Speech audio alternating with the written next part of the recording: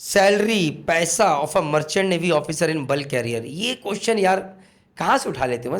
इतने पैसे के भूखे क्यों भाई तुम लोग? मैं भूखा था क्योंकि मजबूरी थी, कर्जे थे, परेशानी थी। तुम लोगों को क्यों भूखा, क्यों पैसा कमाना चाहते हो? पहले तो कमेंट सेक्शन में वो बताओ कि why do you want to earn money for family, for friends, car लेनी है, वो कमेंट सेक्शन में बताओ। अब वीडियो की शुरुआत करते हैं। डाल दिया कमेंट? चलिए, तो भाई मर्चेंट नेवी में बल्क कैरियर पे वो तरह का जहाज में सबसे कम सैलरी होती है। इसके अलावा ऑयल टैंकर्स, केमिकल टैंकर्स पे ज़्यादा सैलरी होती है। फिर आते हैं एलपीजी, थोड़ी सी ज़्यादा होती है। और सबसे ज़्यादा सैलरी होती है एलएनजी कैरियर्स पे, लेकिन दुनिया में ये बहुत कम है। बल्क कैरियर सबसे ज़्यादा है क्योंकि इसी पे सीमेंट जाना इसी पे जाएगा, लोहा जाना इसी पे जाएगा, गेहूं जाना इस पे जाएगा, अनाज जाना है, चीनी जानी है, कोई भी चीज़ है वो इसी पे जाएगी बल्क कैरियर पे। इस पे लेकिन क्योंकि ये ऑयल टैंकर की तरह ऑयल ज़्यादा डेंजरस होता है, ज़्यादा खतरनाक नहीं है, तो यहाँ पर सैलरीज कम होती हैं। और टैंकर पे से मैं टैंकर पे भी सेल किया, मैं बल्क कैरियर पे भी। टैंकर पे मेरी सैलरी ज़्यादा थी, बल्क कैरियर पे कम थी, क्योंकि टैंकर से माना जाता है कि रिस्क ज़्यादा है, तो वेल ट्रेंड स्टाफ चाहिए, हमें ट्रेनिंग अलग मिलती है और हमारी वैल्यू अलग रहती है।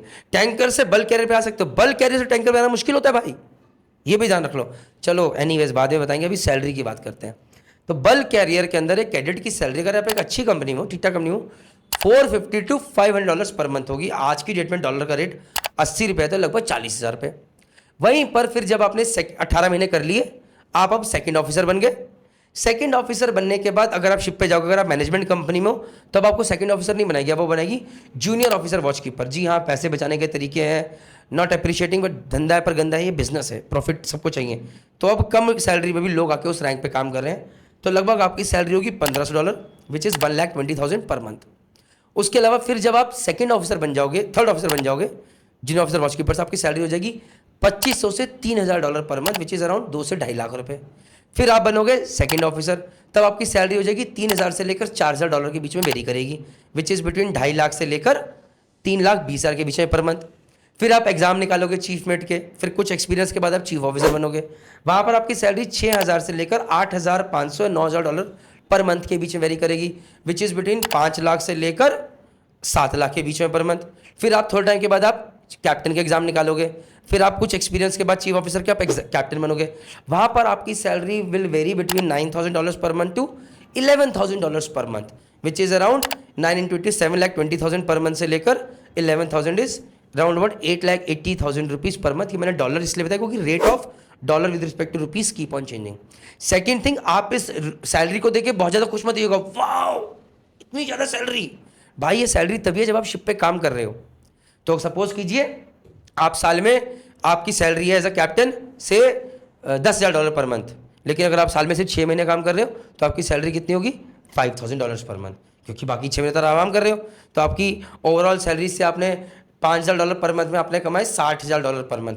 60,000 को आपने मल्टीप्लाई किया 8 से, हो गया लगभग 48 लाख रुपए आपने कमाए पूरे साल में 6 महीने काम करके।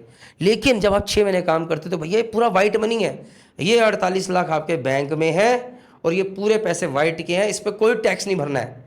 तो ज़मीन पे जानते हो कम से कम 80-90 लाख रुपए का अगर पैकेज होगा ना, 30% सरकार ले जाएगी।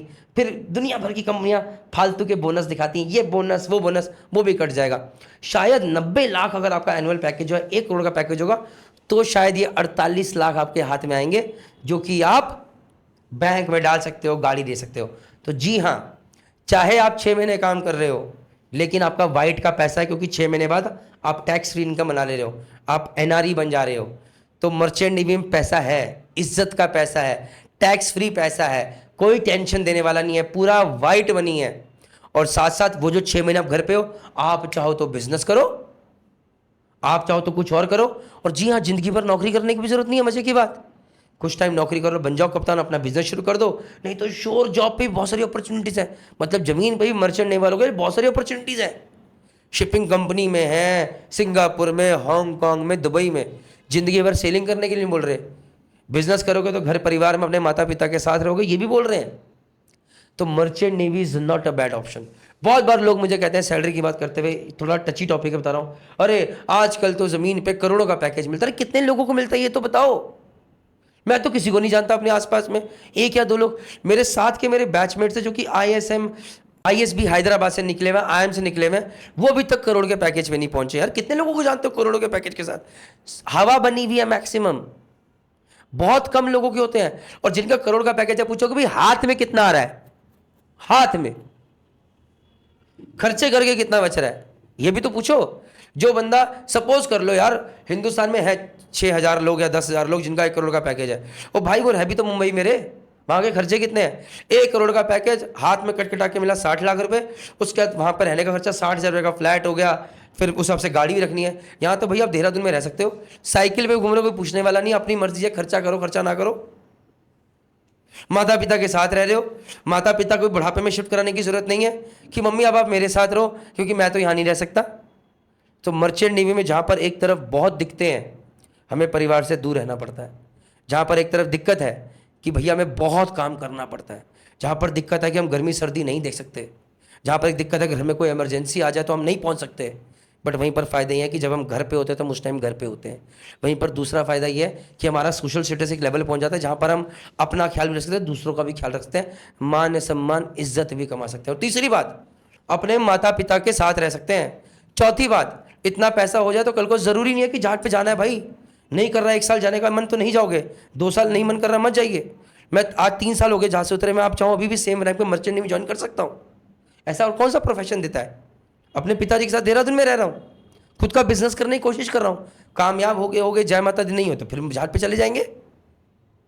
तो मर्चेंट नेवी के बहुत सारे फायदे हैं, सिर्फ सैलरी को मत देखिए। लेकिन हाँ, परिवार से दूर रहना यही है सबसे मुश्किल चीज़।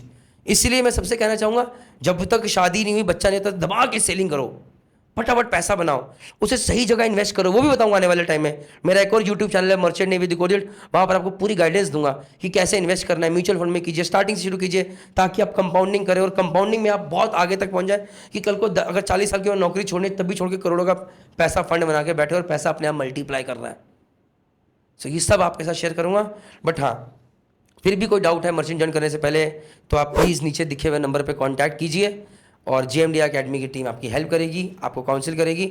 अगर आप मर्चेंट नेवी ज्वाइन करना चाहते हैं और क्लास 12 के स्टूडेंट हैं, और अगर आप क्लास 12 के स्टूडेंट नहीं हैं लेकिन फिर भी मर्चेंट नेवी ज्वाइन करना चाहते हैं, तो जी हाँ, मेरा एक और यूट्यूब चैनल है मर्चेंट नेवी डिकोडेड, उसे सब्सक्राइब कीजिए, वहाँ पर आपको सारी जानकारी मिलेगी। Take care, bye.